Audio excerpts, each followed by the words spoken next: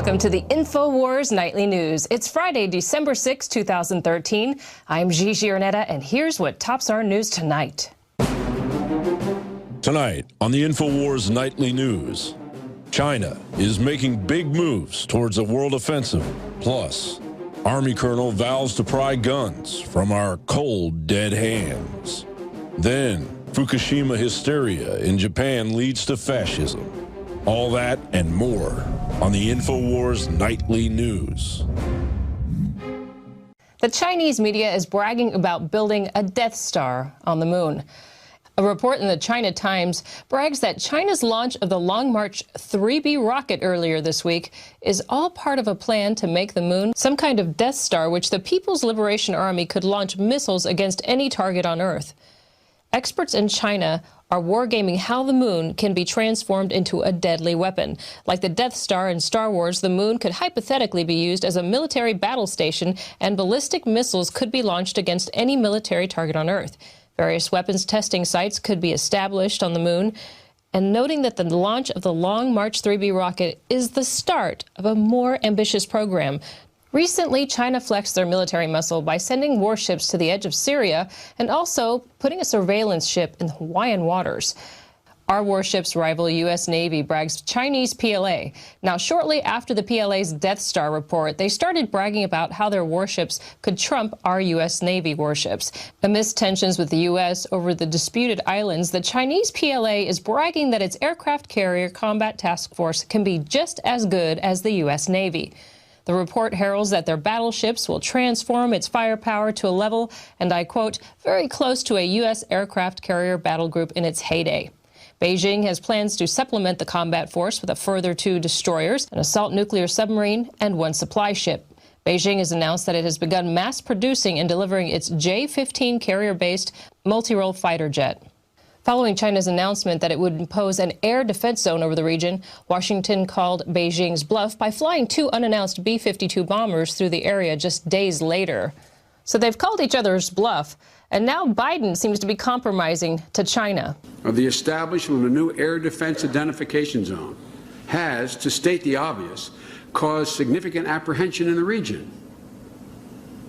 And I was very direct about our firm position and our expectations in my conversations with President Xi.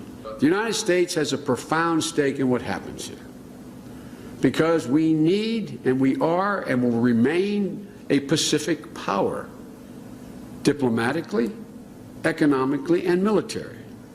That's just a statement of fact. Beijing announced that it expected all commercial and military aircraft flying into the zone to provide it with advanced warning about flight plans, be constantly available for contact by Chinese authorities, and maintain clear identification procedures while passing through the ADIZ.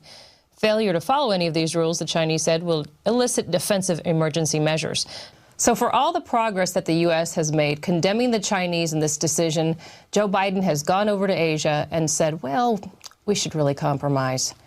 And that really shouldn't worry you because, of course, Chinese hackers hacked into the different weapons defense systems that we have. Remember, back in May, the Chinese hacked into more than 24 major weapon systems whose designs were critical to U.S. missile defenses and combat aircraft and ships. So this should really build your confidence in Joe Biden and the U.S. All right, moving on. Mysterious China-themed city proposed in New York's Catskills. U.S. immigration officials are considering a proposal from Chinese investors to create a multi-billion-dollar development in New York's Catskills called China City, raising concerns among critics about the potential cost to U.S. taxpayers. And according to one analyst, the possibility it could be a stalking horse for the Beijing government. The mysterious proposed development appears to be a step beyond the types of ethnic enclaves scattered throughout the U.S. cities like Chinatown sections of New York City or San Francisco. The 600-acre China City of America is located far outside New York City in upstate New York's wetlands and is a meticulously planned project, calling for family housing, a college, and student residences, among other structures. In addition to needing a federal approval, it would likely need a host of state and local permits before ground could be broken. So the Chinese have already said that they want the world to consider building a de-Americanized version of the world. This right out of the Taipei Times. They say it themselves right here, a de-Americanized world needed after U.S. government shutdown. So the Chinese They want to make sure that they can de-Americanize and also have this new world order come into existence with one financial system. And one more thing. Somebody invested in roads and bridges. If you got a business, you didn't build that. Somebody else made that happen. Yes, Obama, the Chinese invested in that. And Joel Skousen came on the Alex Jones channel and talked about the Red Dawn scenario takeover of the U.S. Since 1900, the Western globalists have been attempting to build the two major enemies that will attack us someday, and that is Russia and China. They brought them to power. They created them. That doesn't mean that they control them, however. They've actually created independent enemies, and there's no shortage of them around the world. And, Satan is involved in inspiring evil men to rise up. A lot of people say, why can't we have peace in the world? The reason we don't have peace is because there is systematic evil in the world that will always continue to rise up. But we are having to deal with systematic evil within our own government, what I call the dark side of government. It has built Russia and China to basically tear down the fabric of the West and other liberty countries around the world, letting the globalists come in with an alternative solution to save them from communism, but ultimately not destroying communism, reserving for them the last final attack upon America, which I think is coming in probably 8 years at the earliest, maybe 10 years, but clearly into the next decade, because Russia and China aren't ready to attack the West.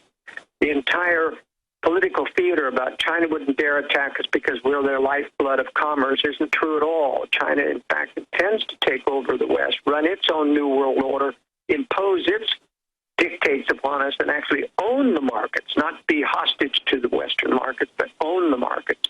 In order to do that, they have to take out U.S. military power.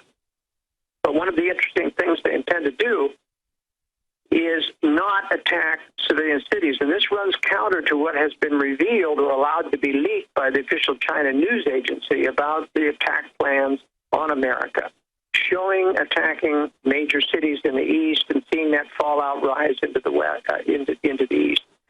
But really, that's for blackmail purposes, Alex. In other words, the threat of attacking city has been used for blackmail to scare them into compliance or to, there's a variety of purposes prior to war, but I happen to know that the Chinese and Russian military plans do not call for attacking civilian population centers, but only military centers, and then saying to the West, now, if you want the rest of it, then I suggest that you need to succumb to our level of control. In other words, they want to blackmail the West into submission. Well, the West knows about these plans. They know that there'll be a military decapitating strike on America someday, but they intend to deceive the Russians and Chinese, who think we can blackmail us into submission by not submitting to that blackmail. They'll in fact pull out an entire group of secret weapons that they've been building and prosecute the war, but they won't do it in the name of the United States. They'll do it in the name of this new militarized globalist government that they'll talk us into the necessity of in terms of prosecuting this war.